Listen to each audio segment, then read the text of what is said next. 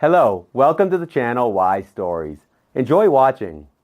It was a sunny summer morning, and there were bright rays that penetrated the room through the partially open window blinds. A young woman was lying in a cozy bed when she gradually awakened from a deep sleep. Lost in her thoughts, the girl smiled from happiness as she heard the pitter-patter of her two beloved dogs entering the room and hopping onto the bed. "Good morning, my sweeties.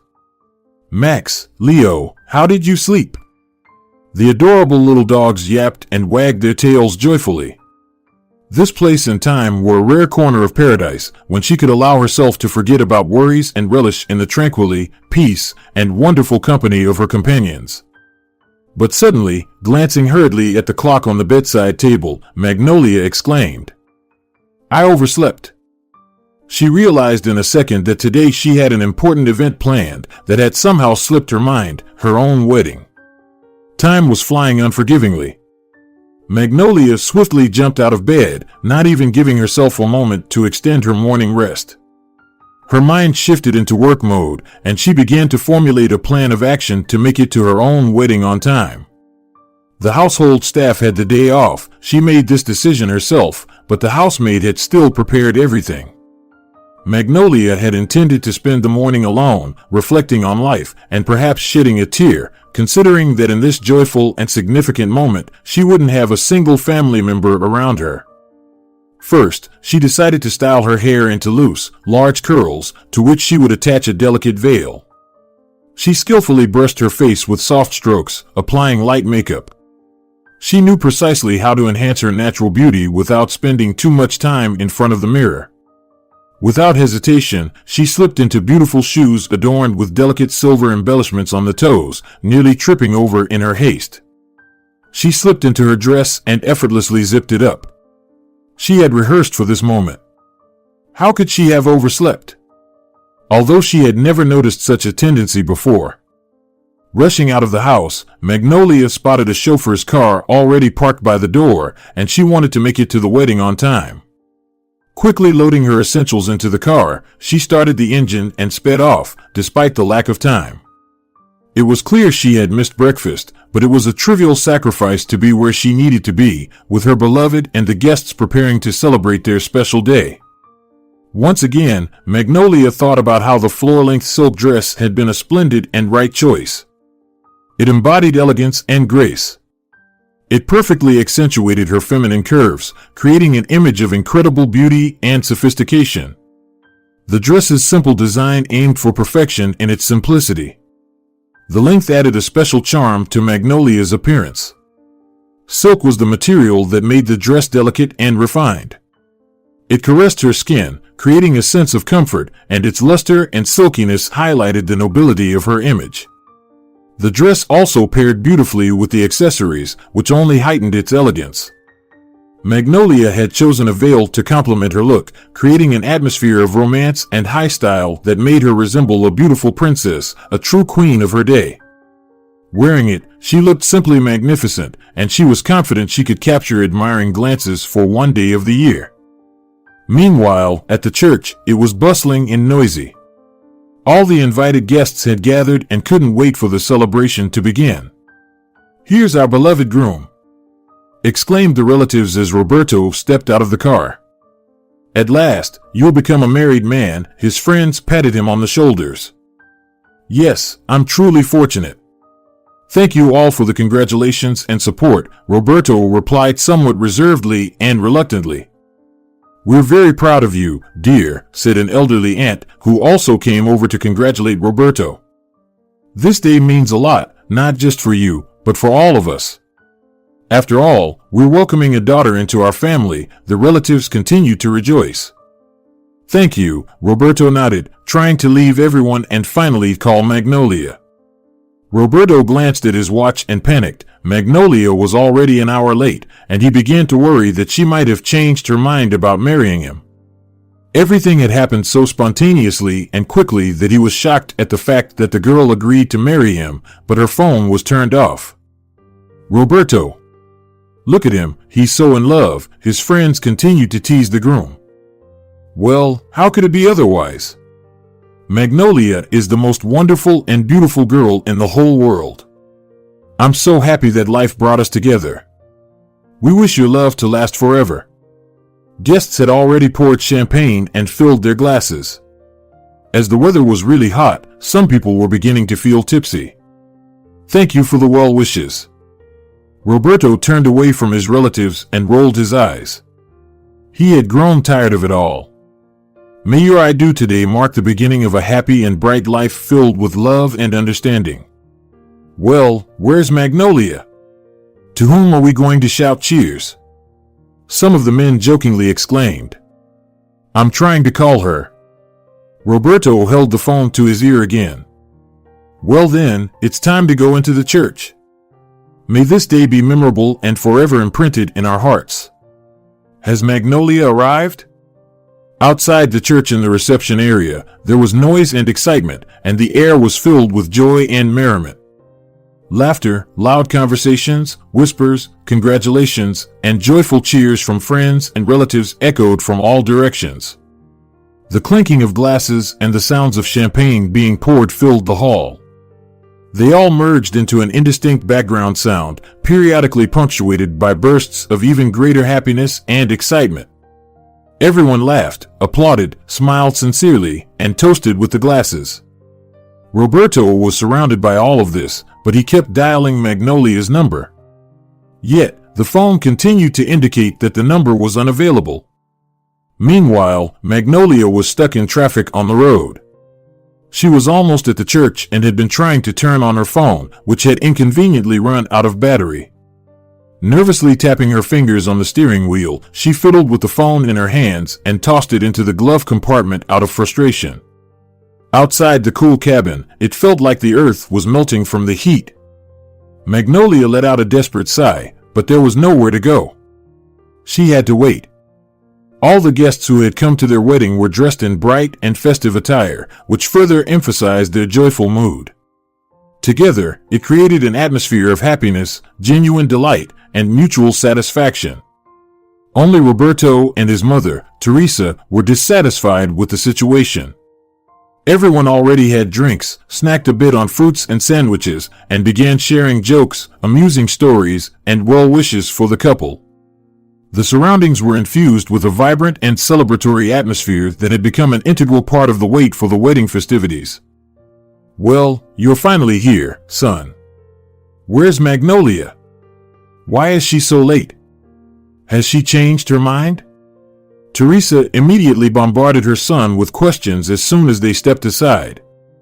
I'm trying to get in touch with her, Roberto nervously replied to her and began fidgeting with the bow tie on his neck. You know, I never approved of that girl, and frankly, I don't understand what you see in her or why you continue to defend her. You don't love her, do you? Teresa said angrily. At that moment, Magnolia rushed into the church, panting, and froze in shock near the wall that was her support for that moment. Mom, I'm begging you, don't start again. Someone might overhear. Maybe I'll grow to love her. Why don't you consider that possibility? Roberto retorted, visibly upset, and received a swat on the hand from his mother for touching his suit. Love? And what does that even mean? She's just chasing after you to elevate her social standing. But she's got money to spare. Let her share. I don't believe she genuinely loves you. You're in the same position. Hearing these words from her future mother-in-law, Magnolia nearly collapsed as her legs were unsteady. Mom, don't speak like that. She's wonderful, just a little naive, Roberto scoffed. Wonderful? Is that because you're so blinded by her deceitful charm that you refuse to see the truth? I've heard about how she deceived her former boyfriends. She's a rich, spoiled brat. Well, we'll get back at her, Teresa maliciously chuckled, not bothering to hide her anger or even speak softly. Mom, that's enough. I'm just worrying about you. Teresa's tone immediately changed as she spoke about her son, about your future with this woman. How will you live with her? Will our plan work out? How can I not worry about my son's future?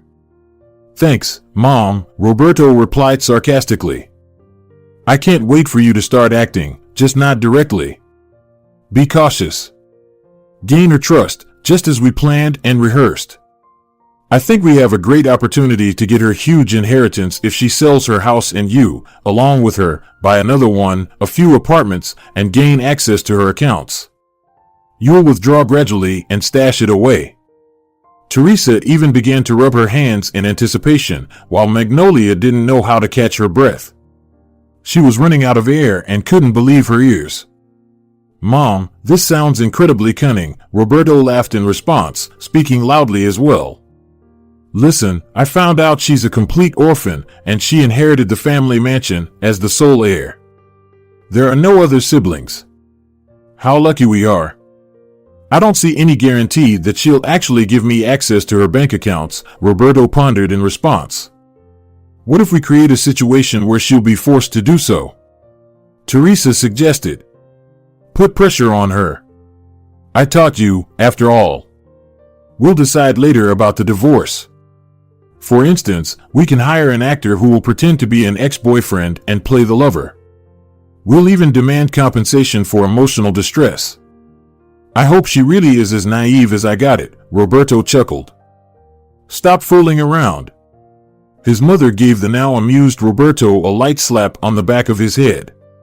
"We're talking about a massive amount of money that could be ours. This is an opportunity we should seize. Your life will be much better now, and our family will have opportunities we could only dream of. Aren't you interested in that?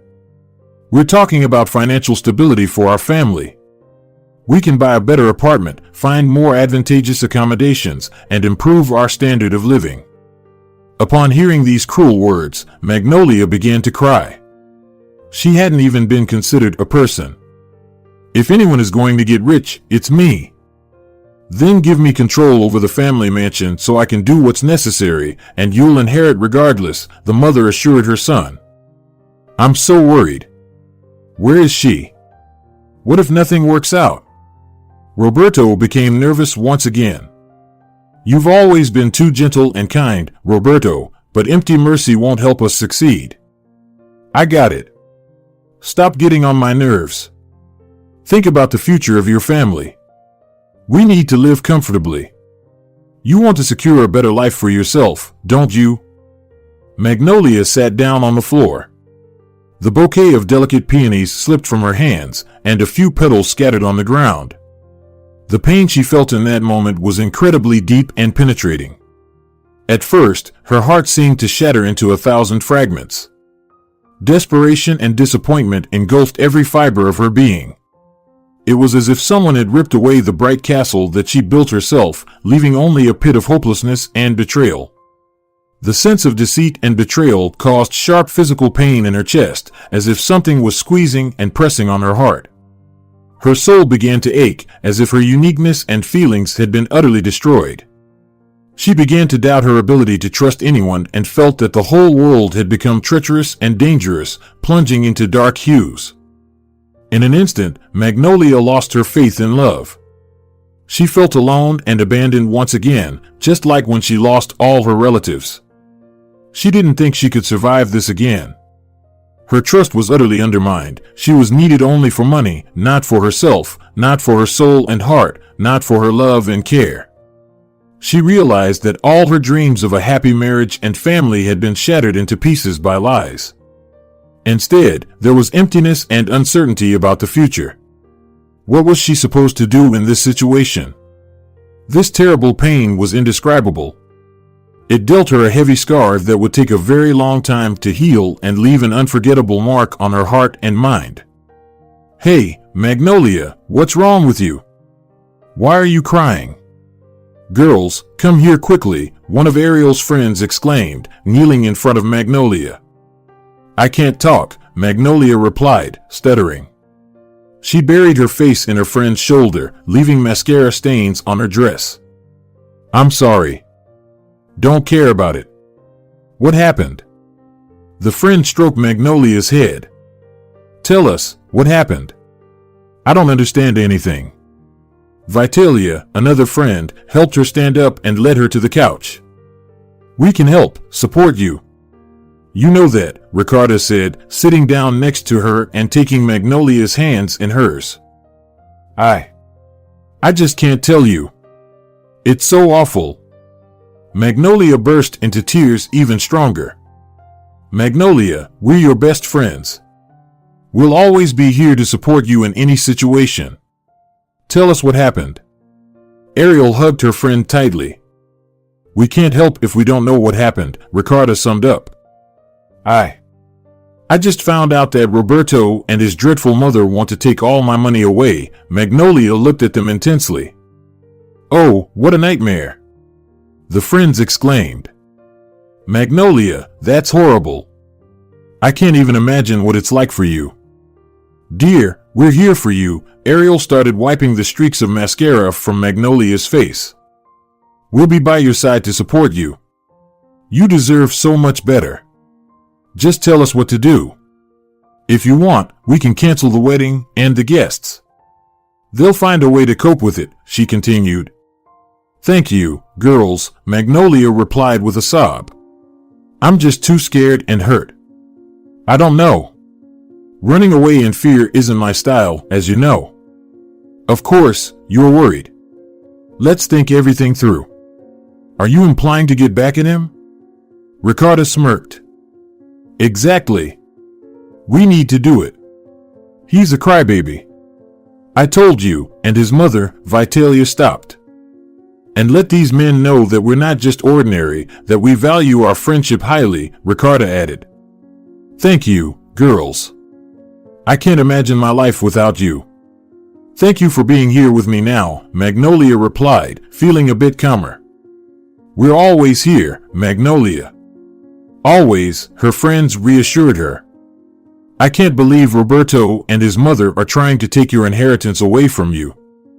Tell us more. We need to be ready for anything, Ricardo said. Calm down, Ricardo. Tell us all the details. Perhaps we can figure out the situation, Ariel gently urged. Well, you know, I inherited everything. I just finished dealing with the paperwork. It's quite substantial, the house, valuables, and money. Roberto must have found out I'm an orphan. But neither he nor his mother ever showed much interest. So, did he suddenly decide to take your inheritance to get the house and money for himself? Ariel asked in shock. They want to convince me to sell the house and, together with Roberto, buy apartments, while they'll take the money from an account I opened for him. Maybe they think you're too young to understand stuff about finances. It's good that your friend is a financial analyst, right? Vitalia chuckled. We're all very grateful to you, the friends complimented the girl. But that's just an assumption. Let's go talk to him about all this now, Ricardo suggested. No. They're cunning little bugs, and I'll be just as cunning. Will you help me? Magnolia exclaimed immediately. Isn't that dangerous? Won't they take advantage of the situation when Roberto becomes your husband? If anything, Salvador Navarro will sort it out. After all, he handled all the legal matters and was my parents' lawyer for many years. I'll tear that scoundrel apart. Ricardo started to get agitated again. Calm down, Ricardo. Of course, we'll help. Right, girls? Ariel stated confidently.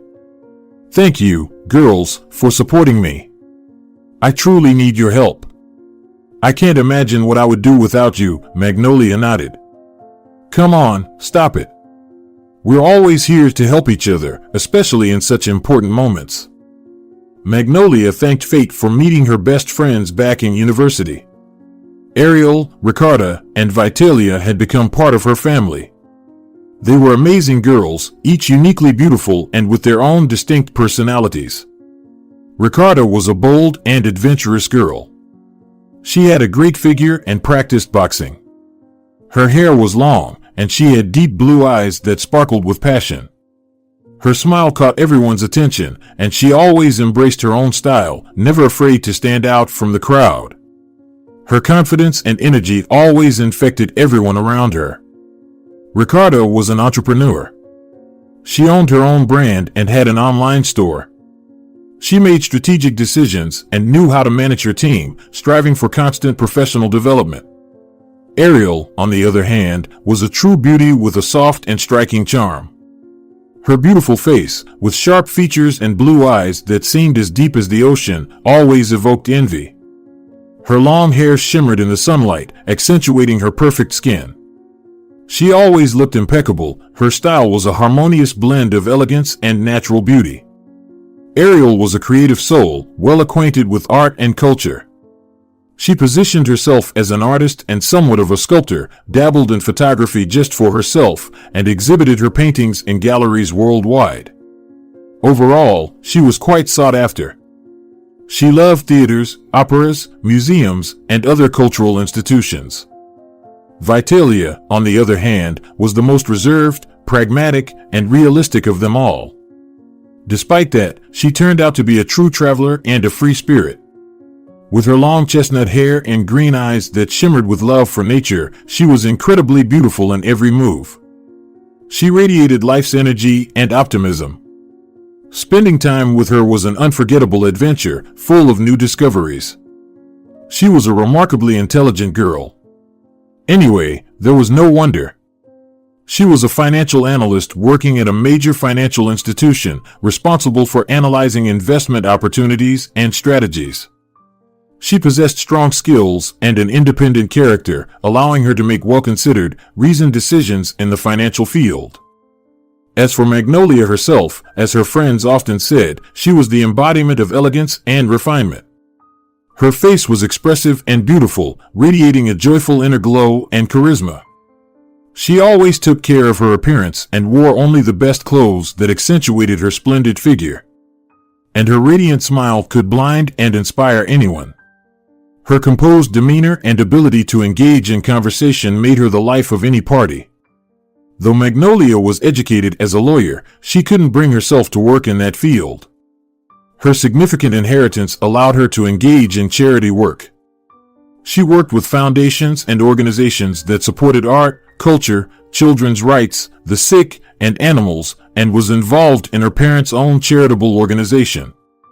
Her fortune allowed her to fund projects supporting medicine, education, art, ecology, and other socially significant initiatives. She also had a pretty good understanding of investments and not only preserved her family's entire capital but also multiplied it. Magnolia was a modest and well-mannered girl, the epitome of elegance and restraint. She always strived to appear unassuming in her subtle attire, someone who wouldn't attract too much attention. Her manners were impeccable, and she was polite and attentive to everyone in her surroundings. She never flaunted her wealth or attempted to draw attention to herself through her financial status. Her priority was always a modest and determined way of life, filled with genuine relationships and moral values. She realized very early on that prosperity could evoke envy and hatred in some, but she paid no mind to it and didn't let these emotions affect her behavior. She always aimed to be supportive and attentive to friends and family, displaying generosity and kindness in every interaction. Is something wrong? Roberto rushed to the couch. He had been looking for his bride all this time. No. I just overslept. I'm a fool. Shall we go? Magnolia immediately pulled herself together. Roberto hooked her arm, and she noticed a genuine grin on his future mother-in-law's face. Her friends managed to fix her makeup and even improve it. The wedding was proceeding smoothly, just the way Magnolia wanted it. Everything was perfect. However, despite her friends' support, she felt nothing but emptiness inside. What else was this if not true betrayal? The loneliness and sadness that Magnolia, who had inherited a vast fortune after grim and tragic events in her family, had already once experienced shattered her heart, corroded her soul, and seeped into every fiber of her being.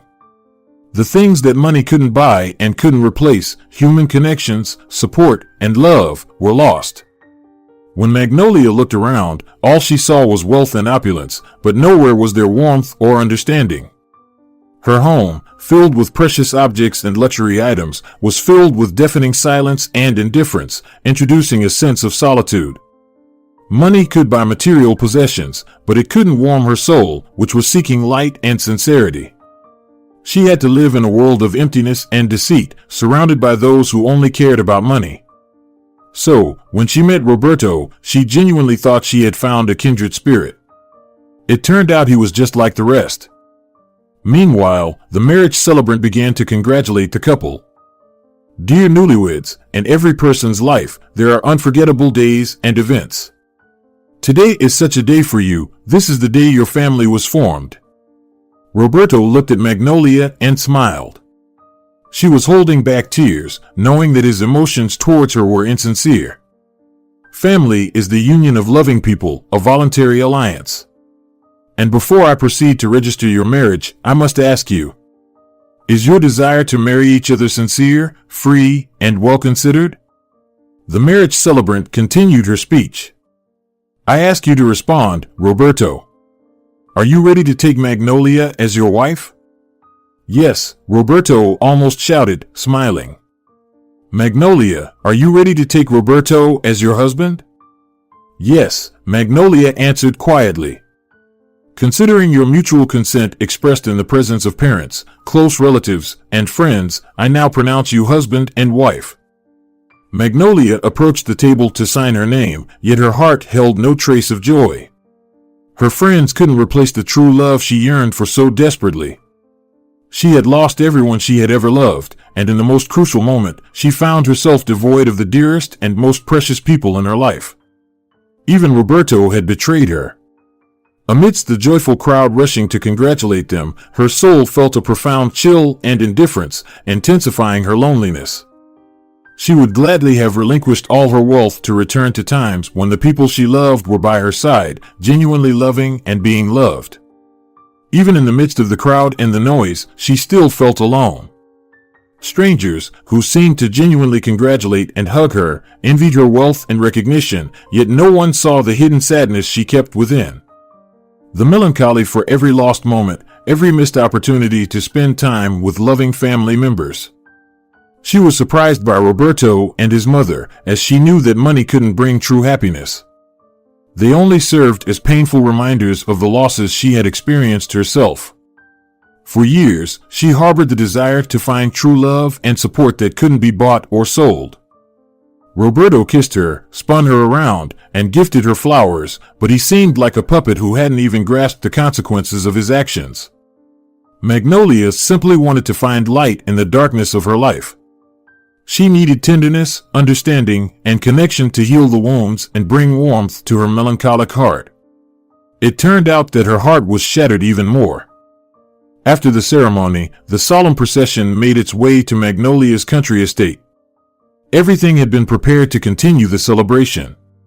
Tables were covered with white cloths and adorned with a variety of dishes. Candles were lit, live flowers and silk ribbons adorned every corner. Magnolia had spent her entire life in this mansion, loving her spacious and luxurious residence set amidst a beautiful park and garden. It was an architectural masterpiece, combining the essential qualities of comfort and convenience. The building was made of stone and marble, with a spacious terrace where tables for guests were set, providing a magnificent view of the surrounding nature. And it was worth it: gardens with well-kept paths, cozy corners for relaxation, and beautiful fountains. Majestic antique furniture, crystal chandeliers, high ceilings, statues, and canvases inside created an impression of grandeur, as if it were a museum. There were also a library, a study, a billiard room, and a leisure and entertainment gym in the house. Of course, Roberto and his mother had their eyes on all of this. Magnolia realized this too late. The pool, sauna, jacuzzi, all of it seemed so mundane to Magnolia. She never thought that the human mercantile spirit could be so overpowering. As soon as Magnolia and Roberto's car pulled up to the entrance, Max and Leo immediately rushed to her feet. They brought her so much joy and smiles. Both dogs loved to play and never missed a chance to frolic in the yard. Max adored playing with balls and leaping after them, trying to catch them in midair. Leo preferred chasing birds and butterflies, not giving them a chance to escape. Yet it was a gentle dog who wouldn't harm anyone. Max and Leo lived in better conditions than one could only imagine. They had their own beds and plenty of soft, fluffy pillows to ensure their comfort. They were friends, could quarrel with each other, but they would fall asleep snuggled up together as it was much warmer. Max and Leo's games and amusements extended beyond just the house and the yard. Magnolia often took them on walks and trips so they could relish new scents and sights. On the beach, Max and Leo would dive into the water, run on the sand, and hide behind dunes. In the mountains, they would traverse trails and savor the fresh air. They always embraced new adventures and uncharted places. Roberto never liked them, and neither did his mother. Whenever the joyful dogs approached, she wanted to shoo them away with her foot, but she noticed the butler looking at her and backed away in annoyance. "Magnolia, dear, you look so beautiful today. Your hairstyle is stunning," Teresa exclaimed in admiration as the guests took their seats. "Thank you. It's very nice to hear such compliments from you," Magnolia forced a smile. "Yes, of course, people should always give compliments to each other. How do you like my dress?" Magnolia twirled around. "I tried so hard to choose one that would make me look especially good on my wedding day." "It's very beautiful," Teresa said, clapping her hands. "I wish we could become friends and love each other." "Love? Love you? Oh, come on, I already do love you," Teresa began to flatter. "I only wish we lived in peace and harmony," Magnolia summed up. "Well, we'll probably try," she responded matter-of-factly. For a while, Magnolia gave herself a break from this unpleasant conversation with her mother-in-law and simply started enjoying the wedding dinner.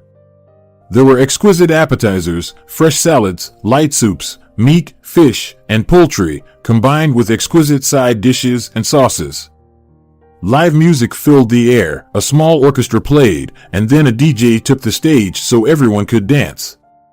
For those who were tired, cozy resting rooms were prepared. While Roberto enjoyed the congratulations from relatives, Magnolia slipped away to the cool terrace to join her friends. "Girls, I can't even describe how upset I am," Magnolia buried her face in her hands. "I thought I had found a kindred spirit, a man I had been searching for so long, but it all turned out to be an untruth. He was so caring, attentive, and he always talked about how similar our interests were. What a lie. I still can't believe such people exist."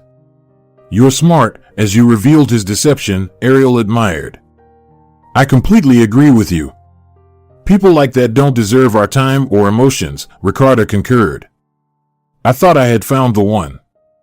But you know what, dear? People can make mistakes and deceive, but that doesn't mean you're not worthy of real love. You deserve a man who will love and cherish you, regardless of money. Have you come up with a plan?" Vitalia finally voiced the thoughts of all. "No," a saddened Magnolia shook her head. Ariel quickly went to get dessert and coffee, and the girls resumed their discussion.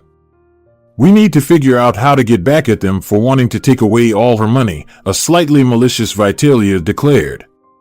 "But how?" The response came from the friends. "I'm so tired of them and their persistent advice, their attempts to control every aspect of my life." Magnolia pleaded. "You never intended to go on a honeymoon anyway. Tell that hag that you've chosen the most expensive resort of all, and let her pester you to go with you. And make a scene. Don't be afraid. Just tell her that you think she's using you to go on a vacation," Ariel sarcastically stated, giving a malicious look towards Teresa, who was eating like she wasn't herself. "Excellent. Let's make her see that she could lose everything if she continues her interference and attempts at control, and let's get a firm grip on your Roberto while the old hag backs off," Vitalia continued the thought. "He's not mine," Magnolia exclaimed. Sorry. "But you're not mine. Roberto also needs to learn a lesson," Ricardo laughed at Roberto, who had slipped on the dance floor. "You can propose that he share financial responsibilities and pay for half of the expenses. Try living off his account. And be sure to mock him. He must beg you to give him access to your accounts, and you should ask him to do mean or trivial tasks like cleaning up after the dogs. He hates them. Or make him clean the entire house. He can't refuse. He needs to win you over." Exactly. You would know how to drive him crazy, the friends began to advise eagerly, pouring champagne into their glasses. Tell him you're short on money right now, invested it in stocks. You'll live off his money for a while, Ricardo winked. Thanks, girls. You're genius. Magnolia smiled for the first time that evening, feeling that she wasn't alone in this chaos. Magnolia felt a deep sense of gratitude and relief, realizing once again that she had friends she could trust in difficult times. She knew that they would support and understand her. Magnolia always shared her thoughts and emotions with her friends. She felt a deep connection with them. She had a strong desire to express her gratitude for always being there and listening to her. She valued every moment spent with them, aware that these girls had made her life meaningful and happier. And Magnolia truly hoped she could be the same kind of support for her friends, aspiring to become just as reliable emotional pillars for them. Ariel, Vitalia, and Ricardo were always on her side. There was no challenge they couldn't overcome together. It gave her at least a little peace of mind. Struggling to force a smile and sipping her drink, Magnolia endured the festivities, and throughout the entire dinner, she diligently monitored Roberto to get as drunk as a skunk, and it worked. He was so drunk when he entered the bedroom that he immediately collapsed to sleep. There was no sign of any intimacy with him. Magnolia didn't delay her innocent revenge for long, and literally the next day she informed Teresa that she intended to spend a fortune on the honeymoon. As expected, her mother-in-law wanted to join the newlyweds. Oh, someday for sure, but shouldn't Roberto and I spend the honeymoon together, just the two of us? Do you not trust me? Magnolia feigned surprise, placing her hand on her chest. I don't know why you're thinking this way. I just worry about my son. You've only recently become a part of our family, and I want to be sure he's happy. Teresa raised her chin proudly. Perhaps I shouldn't have it all, then? Magnolia chuckled. Fine. Maybe I've gone too far with my suspicions. Teresa's tone immediately changed, but you also have to admit there have been moments when you haven't shown your best side. Really? Magnolia was surprised. Well, maybe not, Teresa shrugged immediately. There's no point in continuing this relationship if we don't have mutual trust. You're right. I understand that I need to change my attitude and make an effort for our relationship. I was just worried that you might not like our family, Teresa stammered, trying to justify herself. I love your son. I want to be his wife. But if you continue to not trust me and behave this way, then unfortunately, I won't be able to continue our relationship. Yes, you're right. Let's try again and make an effort to establish healthy, full-fledged relationships, an anxious Roberto interjected. But Magnolia didn't become a joy for Roberto. Quite suddenly, she had urgent matters to attend to at a charitable foundation, and the honeymoon had to be canceled. She really hoped that Roberto would be upset. After waiting for a little while and seeing Roberto clearly trying to placate her, complaining about the difficult situation he had lived in all his life, trying to play on her sympathy, she started acting herself. Magnolia decided to make life difficult for her husband, not only making him disillusioned with his plan to take her money through various deceitful methods, but also making him regret getting involved in all of this, assuming and calling Magnolia a fool who was easy to deceive. Gradually, Magnolia began to intentionally and ostentatiously spend enormous amounts of money on luxury in front of Roberto, idling around, and quite convincingly acting as if she weren't working at all. And, of course, she told all of this to her husband, who was ready to fret over every penny.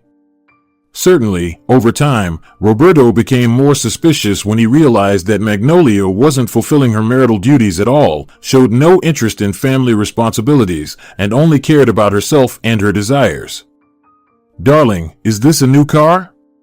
Hiccuped Roberto when he saw the red convertible in front of the door. Oh yes, I thought, I afford it, right? Magnolia giggled foolishly. Of course, you can, Roberto sighed heavily. Magnolia was really hoping that the difficulties would lead to conflicts and tension in the relationship. She always kept a distance and completely separated Roberto from her family finances. The distrust and disappointment should gradually weaken the marital bond. Magnolia sent the household staff on temporary leave and told her husband that she had fired them all. This was another item on her list of taunts, to shift all the household chores onto Roberto. And to prevent any questions about why Magnolia couldn't take care of all this herself, she put on quite a show. Magnolia deliberately opened all the windows in the house and turned on the oven so that the repugnant odors spread as far as possible. She hoped that even outside the house, one could catch a whiff of the acrid smell of burning, and inside the house, there was a genuine smoky haze. Darling, I experimented a bit with flavors today. I hope you like my new culinary fantasy. Magnolia began to praise herself with a smile and seated her husband at the table. Sounds interesting. What did you cook? A hot pie with minced meat and vegetables, but I added a few extra spices. I hope they'll enhance the taste of herbs and make it really spicy. Try it. It's an appetizer. Magnolia pushed a crooked piece towards her husband. By looking at Roberto when he took the first bite, she understood that he had never tasted anything as nasty in his life. The pie was oversalted, overpeppered, and overly spicy all at once. It was impossible to figure out what ingredients were in there. And Magnolia watched with delight as her husband struggled to suppress a cough and gulped down water. Wow, it's really spicy and salty. But you know, I love spicy dishes, so it's not a problem. Roberto persistently pretended to enjoy it. Really? Well, great, I'm glad you like it. I was afraid I might have gone overboard with the seasonings. No, not at all, Roberto waved his hands. I like how you play with different flavors and experiment. I'm so glad you're enjoying it. I just wanted to cook something special for you. So, shall we move on to the main course?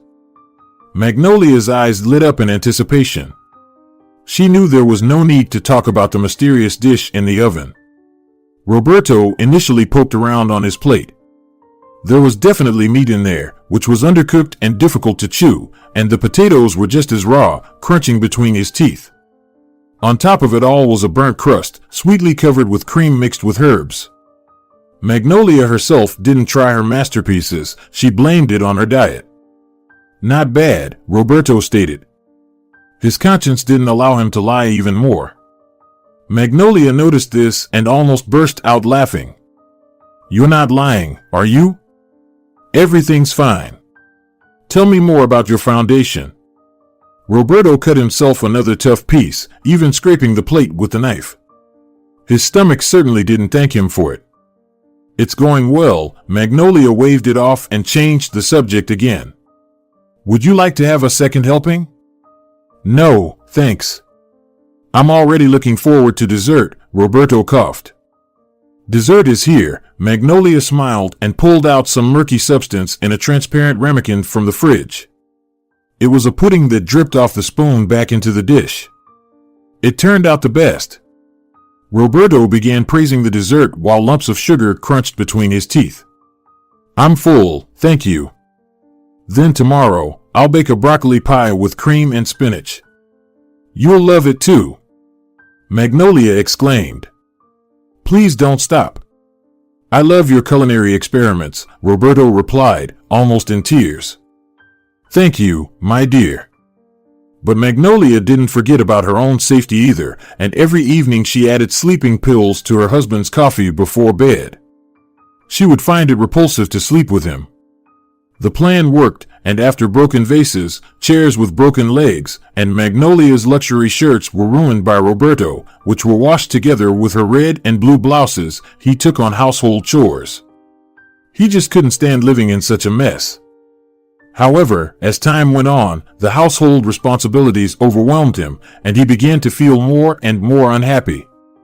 He handled cleaning, cooking, and laundry, but it was evident he was clumsy in performing these tasks, and Magnolia chuckled quietly. He had no cooking skills. His culinary experiments often ended in failure. Cleaning also caused some dissatisfaction. He had no idea how to handle a mop and a vacuum cleaner and quickly realized that his results were far from perfect. Despite his failures, Roberto tried his best. He got used to sleepless nights to manage all the household tasks, but fatigue began to catch up with him. Instead of embracing his own imperfections with understanding, he fell into deep psychological fatigue. He constantly felt pressure and stress, tried to meet the standards he had set for himself, and often complained to his mother that he could no longer dedicate time to his personal interests and relaxation. Magnolia overheard this conversation on the phone. Now Roberto was calling his wife a disgusting and untalented idler for anything she did. His participation in hobbies and sports events dwindled to a minimum, and he gradually lost his sense of joy and satisfaction. He felt only a sense of inequality and exhaustion, which slowly eroded his mood and family relationships. And at one point, Magnolia realized that he couldn't do anything precisely because he had been a true mama's boy who had been spoiled his whole life. He was very obedient and well-behaved only in front of Teresa, and he always followed his mother's instructions. He was a real pushover. But his mother was definitely a sly one, and Magnolia decided to talk to her lawyer again to avoid any risks. I'm afraid that Roberto and his mother will try to take away my inheritance more actively. I just can't let that happen. I need someone on my side, someone who will always help and protect me. Magnolia had to tell Salvador, the family lawyer who had been with her family for many years and whom Magnolia trusted unconditionally. I'm really sorry you're feeling this way, but I gave you a promise of help and protection. I'm always on your side, and I've done everything necessary to ensure that your inheritance rights are protected with a 100% guarantee, Salvador reassured her. But how can I be sure they won't find any loopholes to deceive me? Maybe they can come up with arguments or bypass legal restrictions. I understand your concerns, but I've been dealing with resolving such issues for many years. Do you think they're the first ones to try to get their hands on your estate? The lawyer smiled. I'm confident that my documents and agreements will protect you from any attempts at deceit or violation of your rights. Don't sign anything they offer you, and that's it. Thank you. I'm so glad you understand my worries and don't make fun of my fears, Magnolia blushed. It's really a huge relief to hear that you're on my side. I'm just afraid of losing everything. I have always been and will continue to be here to help you protect what's rightfully yours. You're not alone in this, and you have a reliable and experienced lawyer who will keep a close eye on any changes or potential threats. Salvador patted her on the shoulder.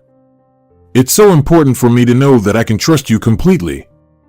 She leaned against his hand. In the beginning, Salvador, equally saddened by the loss of not only a client but also a friend, became a replacement for Magnolia's father, uncle, and brothers. She found a shoulder to cry on in him. If any problems or questions arise, don't hesitate to come to me right away. Remember to show me any documents first before discussing them with your unpleasant relatives. I promised your parents to take care of you, and I will. Anyway, you'd better get a divorce soon. Very soon, reassured Magnolia.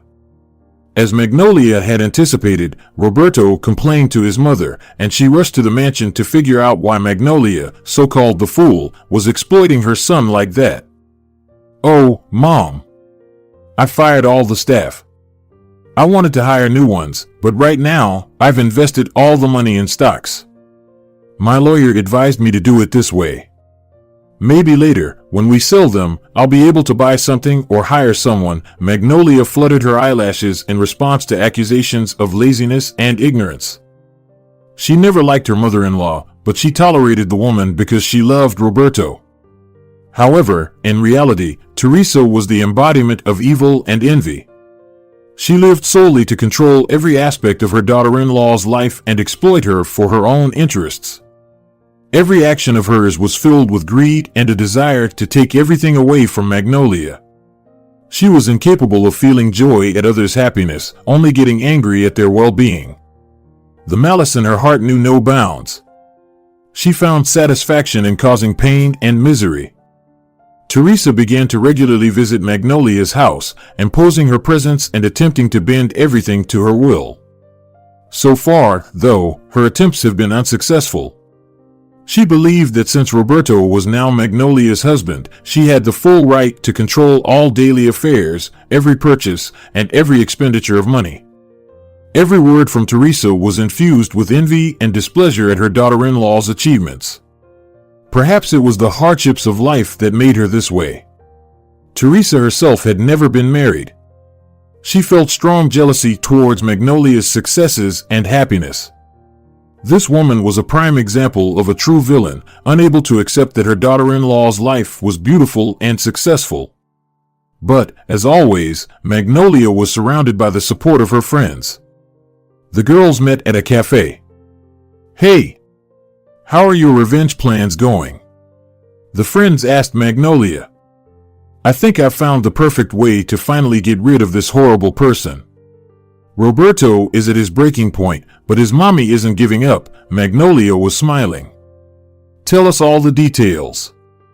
"Well, I've been thinking for a long time about how to truly outsmart him. And then this brilliant idea came to me. I want to subject him to a series of absurd and challenging tests so that in the end, he himself suggests a divorce." The girl giggled. "Sounds interesting. What kind of tests have you come up with?" Ricardo was intrigued. "I started by gradually making small changes to his routine. For example, I rearranged folders with documents, moved his personal belongings to different places, and changed the order of clothes in the closet. I hope it drives him insane. And he's already tired of the domestic routine. He even complained to his mommy." "Oh, that will definitely add a bit of chaos to his life," the friends laughed. "I hope he will start wondering, what's going on? But that's just the beginning. I want to slightly complicate the functioning of household electronic devices so they suddenly stop working, and I'll scold him for breaking everything. Right now, they think I've invested money in stocks, and I don't have any for new devices." "Good idea. It sounds fun and irritating at the same time." "I would be furious." Ariel wrinkled her nose. "You've really thought everything through. But how long do you plan to test him?" Vitalia asked. "Until he's so tired that he himself would suggest a divorce. I just can't endure his cruelty and unpleasant attitude towards me." "Okay, but please be careful." But Magnolia didn't only receive support from her friends and family lawyer. Her beloved dogs also came to her aid. Sensing the negative aura from Roberto, they became even more hostile towards him. Max and Leo had never particularly liked him, but as soon as he moved into Magnolia's house, they became furious. They were both incredibly loyal to their owners and defended their territory fiercely. Initially, Roberto's pet's behavior didn't frighten him. He always craved their recognition and friendship. However, combined with everything Magnolia had orchestrated, he also fell into a state of despair over this matter. Nothing was going according to his mother's plan. As soon as Roberto entered the house, Max and Leo would start barking nervously and acting as if they were worried about something. The situation was so funny Roberto tried to calm them down and befriend them, but the dogs regarded him with suspicion and continued barking. Gradually, life became a real trial.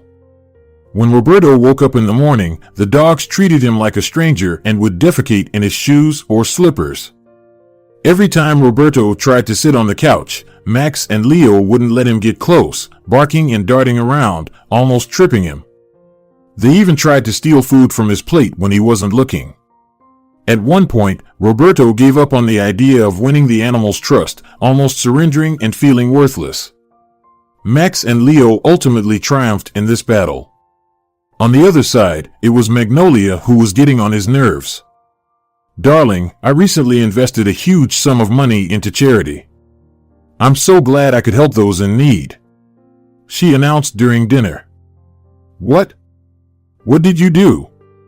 Roberto choked on his food. "We agreed that I would use that money for our future investments." "Really? When?" Magnolia pretended to be clueless again. "Even before the wedding. We decided that I could help you sort out your finances. There was absolutely no need to spend money on silly charity." "Oh, right, we did discuss that. But when I saw how many people needed help, I couldn't stay indifferent. I visited several shelters, assisted a children's home, and even sponsored the education of a few talented students, Magnolia proudly declared. Roberto had become red from anger and got upset. Do you actually think these people appreciate your help? They're just people you can't trust. You could have put that money to better use, new properties or stocks. Why do you need this house if you're not taking care of it? Wouldn't it be easier to sell it and move into an apartment? Darling, for me, it's not just about material wealth, Magnolia theatrically expressed her offense. I want to do good and leave a mark in this world. Maybe instead of just caring about money, you could try doing something kind for others? No. That's not my task. My main occupation is managing our finances. I wanted to use that money to expand our opportunities, not to feed lazy people. Roberto shouted. Our money? Magnolia chuckled. Yes, we're married after all, Roberto retorted, standing up from the table. It's unfair. All people deserve support and help, especially those who find themselves in difficult life situations. I expected you to support me in this. Contrary to that, Magnolia remained incredibly calm, which further infuriated her husband. I don't understand your passion for charity. In our world, only the strongest survive, and I won't allow our money to fall into the wrong hands. It's my money, dear, Magnolia sarcastically replied. Is that so? I thought that since we're a family, everything is shared. After all, I earn a salary that we live on, Roberto snapped. You might only be capable of loving money, but I love people. I hope that someday you'll understand that there are more significant things than just seeking wealth, Magnolia faked tears. By the way, I've already registered us for a meeting with the director of the charity foundation, where we can see how our money is helping people. Maybe this will help you understand the importance of doing good deeds. Fine, I'll go to that meeting with you, Roberto softened when he saw her tears, but Magnolia didn't let herself be comforted. Maybe you're right, and I'm not seeing the bigger picture, but it still annoys me that you're making these decisions without my consent. I understand that we should discuss these things together. Forgive me, I just wanted to help and make the world a better place, she said. I'm not mad at you, but we should make future financial decisions together. At these words from her husband, Magnolia barely held back from cursing him. Of course, she understood perfectly well the kind of life he had envisioned marrying into when he decided to marry her and how profoundly he had been disappointed. He had wanted to dive into a world of unbridled luxury and unlimited possibilities. For him, a wealthy life probably meant travel opportunities, luxurious homes and cars, high-end fashion brands and accessories, access to elite establishments and clubs, and vibrant nightlife. He thought he would get all of this, have access to his infatuated and head over heels in love with him wife's accounts, and become rich, not just because of his wife's money. And then, once he had taken enough of her finances, he'd just divorce her. But instead of acquiring various services for himself, a personal chef, housekeepers, maybe even much more, a private jet to make his life more comfortable and carefree, he himself turned into a housekeeper, and to Magnolia's surprise, he started managing everything better and better. Wealth doesn't guarantee happiness and satisfaction in life. Truly wealthy people also face their problems and stresses. Their lives were complex and tense, and Roberto realized this fully. But Teresa wasn't willing to come to terms with it. And when she visited them once again, Magnolia witnessed an unpleasant and entirely immoral conversation. Roberto, I can't stay silent any longer. You just sit there and do nothing to claim your wife's inheritance. Why is this happening? Teresa spoke irritably. She refuses to cooperate, Roberto answered guiltily, lowering his head. You've played the role of a son wrong if you think your wife has more right to the family inheritance than you. You're her husband, after all. Teresa hissed like a snake. If I start arguing with Magnolia over money, it could shatter her fragile trust in me. But it's our family inheritance now. You should be strong and fight for it. How can you watch it slip away from us and do nothing? Why are you rushing like that? Everything needs to be done gradually, Roberto protested, but his mother quickly stopped him. What if she figures it out? You're a fool, there's no time to waste. I want you to understand that this is more than just about money. Mom, I understand your position, but there's nothing I can do, Roberto shrugged. I believe you'll find a way to resolve this situation in our favor, Teresa replied angrily, not wanting to hear her son.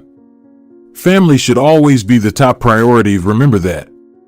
And Magnolia is nothing to us. But financial trials for Roberto didn't end there, because Magnolia was determined to prove to him how poorly he had treated her, her love, and her feelings. Additionally, for months, Magnolia maximized her efforts to avoid physical contact. She slept separately, went to bed earlier, and woke up later. Alongside this, she tried not to appear too attractive to push Roberto away. She often busied herself with tasks and work to keep away from him. She left little time for any displays of affection, not even minimal hugs. Over time, Roberto stopped trying. Magnolia began avoiding conversations with her husband about deep emotional matters to maintain distance. And to get on his nerves even more, Magnolia deliberately arranged things so that her husband overheard her phone conversation with a friend, discussing the idea of divorce and how she had made a mistake in choosing a partner, leading to discord in their relationship. And I've also decided to hire a private detective to expose Roberto's intentions. I think he's hiding something, Magnolia told her friend, confident that this information, overheard by her husband, would eventually reach the ears of his mother. Magnolia smiled as she looked in the mirror, thinking how confused and afraid her new relatives should have been. Darling, I was offered a role in a play for orphaned children, and I'll be playing the forest fairy. Could you help me rehearse? You could pretend to be a log and imagine we're in the woods? Magnolia enthusiastically started speaking as soon as Roberto, exhausted from a hard day's work, returned home. What? Do I have to lie on the floor with a log on my head? That's absurd, Roberto genuinely protested. Well, you always said you loved extravagant ideas. Here's your chance to show it. I didn't quite mean that when I talked about extravagant ideas. Can't we think of something less bizarre? Roberto squinted his eyes reluctantly. No, you promised you'd support all my ideas. Is it really that hard for you to help me? Magnolia stamped her foot. It was a joke.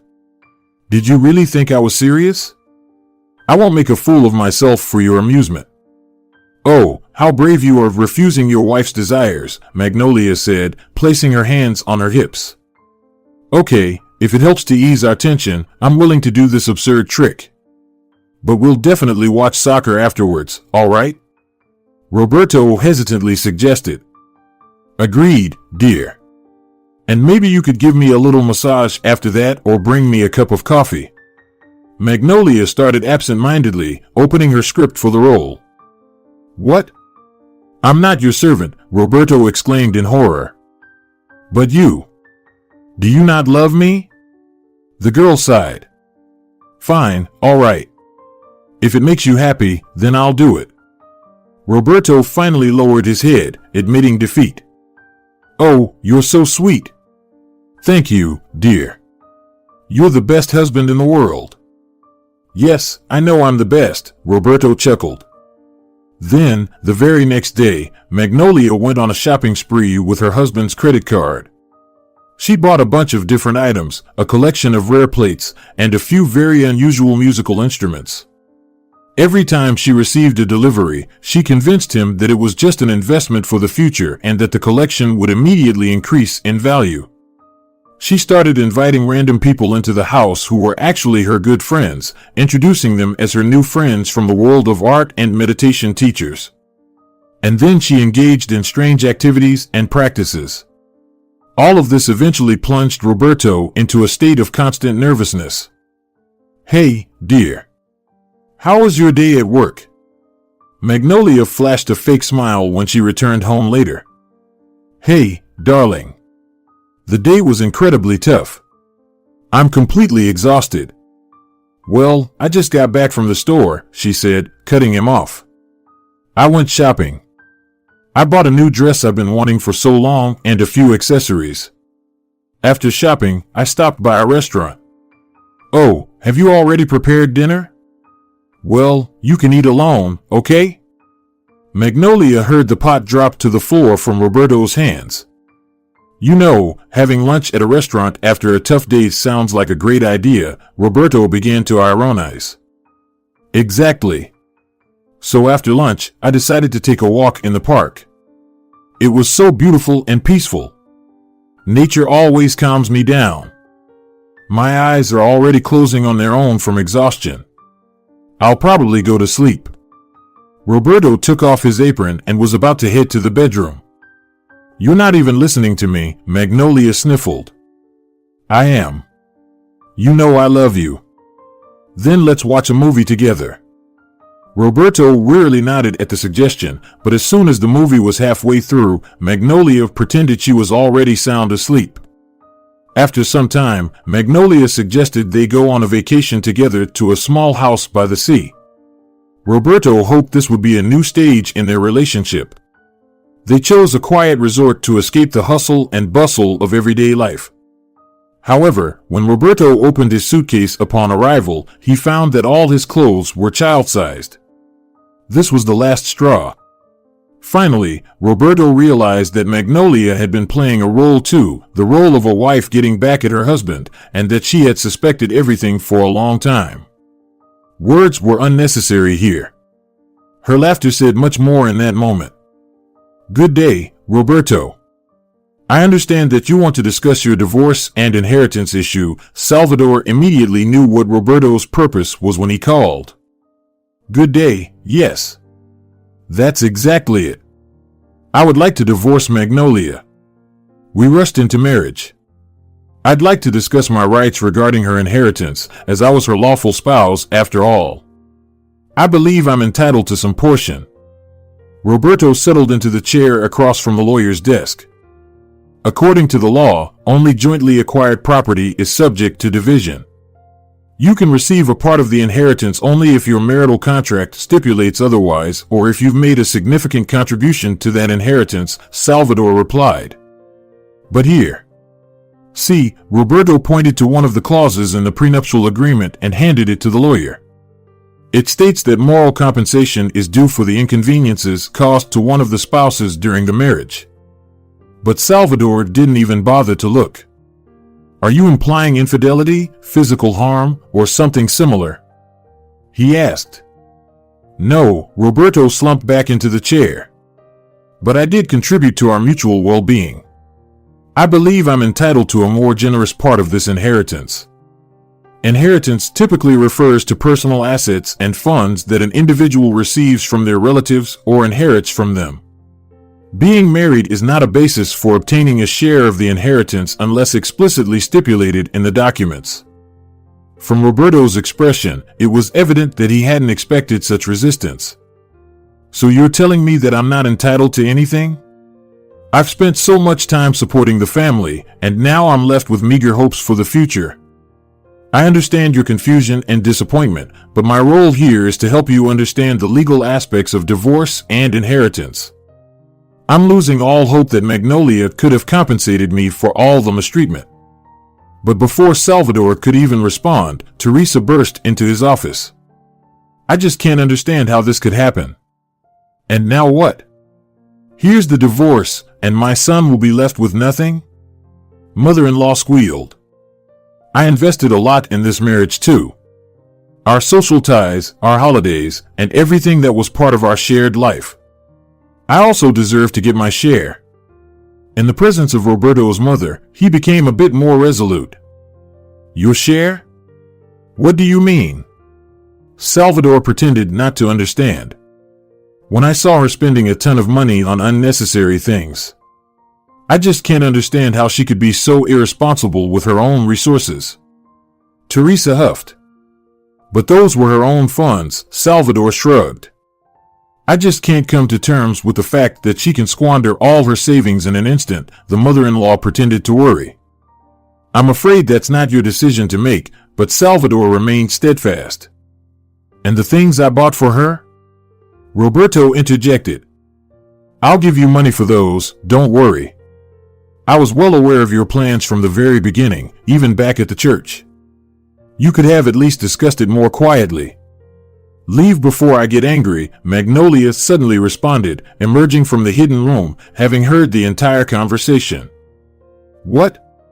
What is she doing here? Teresa recoiled. I'm defending my honor, and I don't want to see you anymore. Magnolia raised her voice in response. I'm convinced she's cheating on my son. All signs point to it. And the prenuptial agreement mentions compensation for infidelity. What makes you think that about your future daughter-in-law? The lawyer smirked. Here's a photo I found on her phone. Look, she's embracing another man, Teresa said, showing a paper photo. Allow me to take a look. Salvador took the photo and, lowering his glasses, began to scrutinize it. I understand why this worries you, but I'm confident it's a photo montage. A montage? Why do you think that? Teresa's gaze darted around the office. Firstly, it's just one photo without any additional evidence. And secondly, today's technology allows for very realistic photo manipulations. People can easily alter photos to create a false impression. A proper analysis will confirm it. Upon hearing the lawyer's response, Teresa snatched the photo from Salvador's hands and promptly tore it apart. I can't believe someone could do this to us. So what should I do? I want to protect my son. For example, don't try to claim what doesn't belong to you. I don't think you want serious legal proceedings, so yes, it's better for you to just leave. And this time, Teresa lost her ability to speak. In the end, Roberto gave up on his idea, which had long lost its meaning and significance for him. He instantly realized that Magnolia was far from naive, as he had assumed. She had manipulated both him and his mother. All of his meticulously devised plans, executed with precision to deprive her of her inheritance, became empty and futile. Magnolia was well aware of all his intrigues and petty games, while she masterfully taunted his weaknesses and flaws. She saw his hidden intentions and decided to protect herself. Roberto vividly realized he had become a pawn in her hands. He was just a puppet in her skillful game, where every move and every step was subject to her will. Magnolia relished in his desire to control, entertain, and mock him. He was the object of her sarcasm and laughter, while his dignity and self-respect were constantly undermined. But finally, the moment came when the humiliation became unbearable. He decided to escape from this oppressive situation, disregarding his mother's advice and realizing he could no longer be a part of this game. Slamming the door shut, he left the lawyer's office, taking his mother with him. Meanwhile, Magnolia's life finally started to improve. She quickly managed to let go of this unpleasant situation and decided to do something special to celebrate her divorce from her husband. Knowing that the sea was a favorite place not only for her but also for her dear friends, who had always been by her side, Magnolia decided to go there with Ariel, Ricarda, and Vitalia. She decided to organize this trip as lavishly as possible. She rented a spacious villa by the sea, an incredibly luxurious and comfortable house with a stunning view of the beach and the endless blue sea. Here, they could enjoy the highest level of relaxation. She also arranged a small yacht party to celebrate her release from the marriage, where they could dance, revel in the magnificent views, and celebrate the new chapter in Magnolia's life. The friends laughed, danced, and twirled to the wonderful music. They experienced joyful moments together, celebrating their friends' radiant happiness in recent times. Despite the concerns they had shared with each other, they decided that nothing should dampen their spirits. They made an effort not to dwell on their problems and simply enjoy the moment. The sounds of laughter and dancing echoed far beyond the deck, and everyone around could not help but notice that these four friends were truly close and happy together. But most importantly, this trip helped foster the friendship between Magnolia and her friends. This situation became a symbol of a new beginning for Magnolia, the day when she finally freed herself from the past and was ready for a new future. No one could tell that Magnolia had gone through numerous difficulties, as she was having a blast and rejoicing in each new day. She realized that life could be challenging and unpredictable, but it was these moments of happiness and support that made her significant and memorable. Girls, a toast to our strong and genuine friendship. We've been through so much together. Ariel raised her cocktail glass. You're right. Remember how we used to watch sunsets by the sea when we first came here to university? Just close your eyes, and in our thoughts, we haven't changed at all, Vitalia chimed in. And remember that night when we sat in this bar until morning, talking about our dreams and plans? Cheers to our big dreams, continued Ricarda. And no obstacle can stop us. We will always support each other and fight for what we believe in. To our unyielding strength, Magnolia concluded. To our strong and genuine friendship. To everything we've experienced and will experience together. The girls shouted in unison. The sea at sunset looked absolutely magnificent, tranquil, and serene. The sun dipped into the azure waters, creating fiery shades on the horizon, turning clouds into pink drops of melted gold. Lush clouds spread across the sky like delicate veils, lending a tender quality to the seascape. The reflections of the sunset danced in every wave, painting delicate golden stripes within them. Everything around me fell silent to fully savor this moment and the incredible beauty of nature. In that instant, Magnolia finally let go and immersed herself in a world of harmony and tranquilly, causing her heart to melt with happiness at the beauty of the surrounding world.